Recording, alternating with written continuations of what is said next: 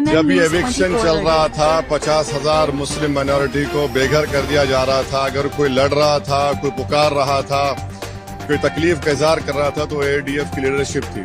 कांग्रेस गूंगी बन चुकी थी, अंधी बन चुकी थी। और हेमंत बिस्व शर्मा जो ये काम कर रहे हैं ये अनकॉन्स्टिट्यूशनल है।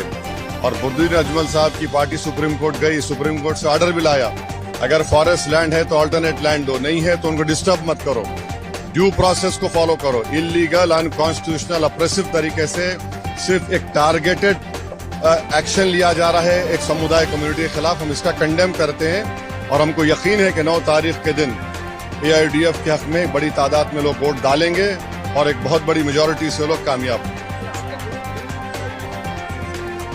एक बात सुनिए, कोई मुख्यमंत्री ऐसा बोलता है किसी समुदाय के खिलाफ कि 2 रुपए कम दो?